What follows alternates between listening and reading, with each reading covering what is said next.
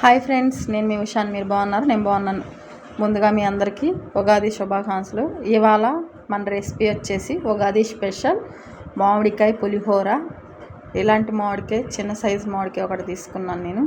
ఈ మామిడికాయతో చేస్తాం. ఇంకెందుకు ఆలస్యం, రెసిపీలోకి వెళ్దాము. రెసిపీలోకి వెళ్ళడానికి ముందుగా మన ఛానల్ కొత్తగా వస్తున్నట్లు లైక్ చేయండి, షేర్ చేయండి, కామెంట్ చేయండి, బెల్ కొట్టండి, సబ్స్క్రైబ్ చేసుకోవటం మర్చిపోమాకండి. వీడియో స్కిప్ చేయకుండా చివరి వరకు చూడండి. ఇంకెందుకు ఆలస్యం, రెసిపీలోకి వెళ్దాం.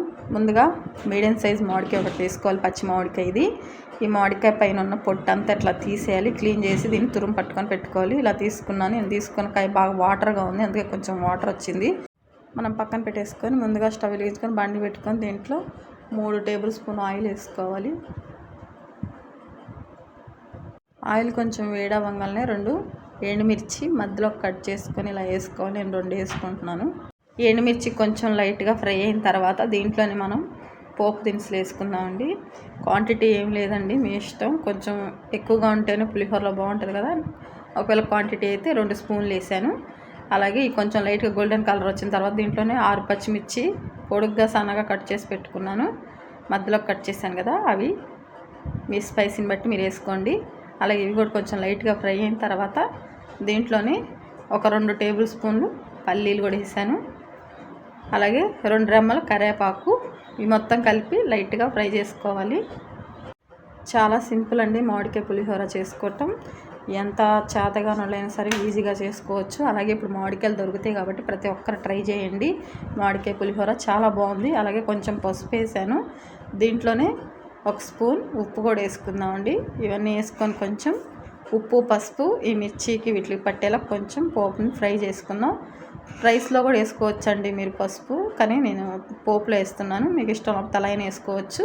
ఇది మొత్తం ఇలా వేసుకున్నాం కదా. ఇప్పుడు దీంట్లోనే మనం తురుము పెట్టుకున్న ఈ మామిడికాయ తురుము అంతా దీంట్లో వేసుకోవాలి. నేనైతే ఒక మామిడికాయ తీసుకున్నానండి. మీరు చేసుకునే రైస్ క్వాంటిటీని బట్టి మీరు తీసుకోండి.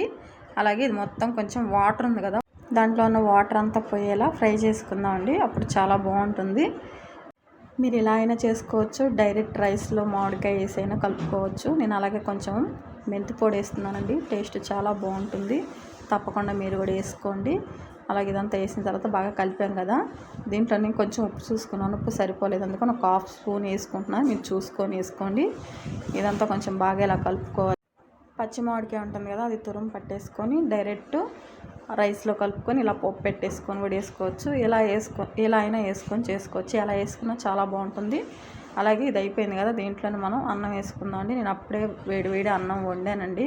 మామూలు అన్నం అయినా పర్లేదు, వేడి అన్నం అయినా పర్లేదు, కొంచెం పొడి పొడిగా వండుకొని వేసుకోండి. నేను తీసుకున్న మామిడికాయ పేస్ట్కి 1.5 గ్లాస్ రైస్ పట్టిందండి.